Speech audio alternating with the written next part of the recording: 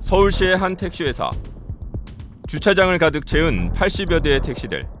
운행은 중단된 지 오래고 일부는 택시 번호판도 없습니다. 전기 충전기는 몇 달째 자리만 차지하고 있고 오가는 기사들도 찾아보기 어렵습니다. 진짜 필물 났죠. 사실은 지금도 사실 저한테 소송하시는 분도 계시고요. 아직까지 노동부나 검찰, 법원까지 지금 이러한 것들을 좀 겪고 있는데요. 그러니까 매출 대비 근로자들 급여를 줄 수 있는 상황이 안 되니까 결국은 차량을 다 세울 수밖에 없었던 거죠. 그래서 근로자들한테 사표를 종용하고 실업급여를 탐할 수 있도록 권고사직을 할 수밖에 없는 상황이었습니다. 결국 지난 2019년에 개업해 택시기사 120명이 90대의 택시를 운행했던 이 회사는 3년도 안 돼 지난해 11월부터 임시로 문을 닫았습니다. 지금은 대기업의 지원으로 셔틀 택시로 연명하고 있지만 상황이 녹록지 않습니다. 요금이 안 되니까 근로자들에 대한 대우나 급여 조건들이 좋지 못하니까 많은 인력들이 또 빠져나가게 된 거고, 이런 것들이 결국은 택시업계에 타도가 되고, 지금 요즘에 유가 폭등이 따라 상당히 어려움을 더 겪고 있고요. 서울에서만 해도요. 50에서 100개 사이가 이렇게 많은, 지금 말은 못하지만 사장님들이 택시 사업에 대한 희망을 갖지 않고 있는 게 현실입니다. 실제로 서울 법인 택시의 시간당 운송 원가는 18,394원으로 운송 수익금보다 158원 더 비싸 운행하면 할수록 손해가 커지는 구조입니다.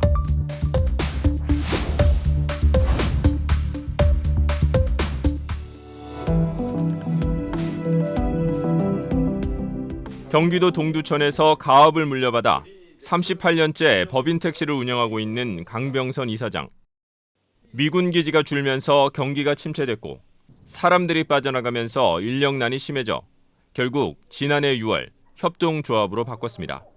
저희가 차가 32대 인가받아가지고 운영을 하고 있었는데요. 가동률이 65%까지 떨어졌어요. 그러니까 도저히 세금 내고 그다음에 보험 들고 사고 처리하고 그러다 보니까 도저히 수지 타산이 더 이상 어떻게 맞출래야 맞출 수 없는 상황에까지 이르게 된 거죠. 택시 9대로 다시 시작해 17대까지 늘었지만 협동조합으로의 전환도 근본적인 처방은 아닙니다. 넘어야 할 장애물은 한둘이 아니기 때문입니다. 정부 지원이나 어디서 지원 받을 데가 없으니까 사실 너무 힘든 거예요.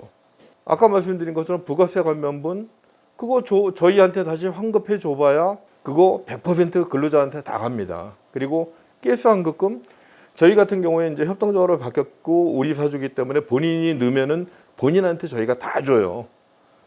회사에 돌아오는 거는 없어요.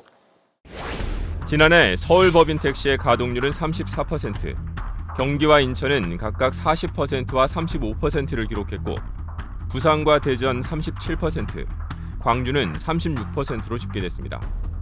실제로 택시는 한 달 평균 17만 5천 원을 벌었지만 코로나 이후 1년 만에 41%가 급감했습니다. 여기에다 카카오 등 플랫폼 독점 기업이 가맹업체들을 대상으로 수입의 3% 정도를 수수료로 떼가면서 경영난을 가중시키고 있습니다. 일각에서 주장하는 월급제가 대안일까? 법인 택시업계는 택시 월급제는 비현실적이라고 주장하며 택시 대중교통 편입과 요금 완전 자율화를 요구하고 있습니다. 근로자들이 안정적인 생활을 할 수 있도록 월급제 하면 좋죠. 사업주든 근로자든 반대는 하지는 않는데 업종 특성상 그렇게 될 수 없는 그런 구조라는 거죠. 실질적으로 고급 택시와 일반 택시 이원을 해달라. 이게 하나의 큰 방법인 것 같고요. 그다음 단기적으로 아까 말씀드린 대로 요금은 좀 완전 좀 자율화 좀 시켜달라.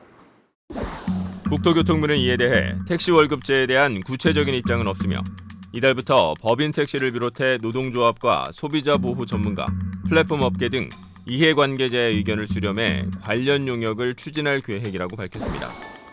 특히 서울 지역의 성과를 분석하고 이를 기반으로 다른 지역의 도입 여건을 검토해 지역별 시행 방안을 마련할 예정이라고 설명했습니다. 전문가들은 정부가 방향을 제시하고 택시업계는 자생 방법을 적극적으로 모색하기를 제안합니다. 국가가 방향성을 잡아라. 이 교통산업에서 택시라는 부분을 공공재 영역으로 볼 거냐, 아니면 민간재 영역으로 볼 거냐.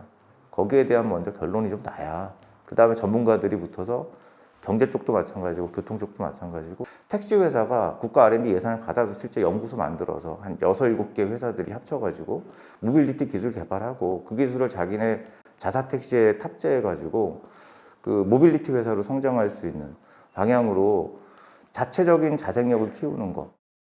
정부가 법인 택시의 공공성만 강조하며 지원은 소홀히 하는 사이 택시 업계의 짐은 점점 더 무거워지고 있습니다. 한편 윤석열 대통령 당선자의 공약에는 택시 안전 시스템 구축 외에 근본적인 대책은 없었습니다. TBS 이용철입니다.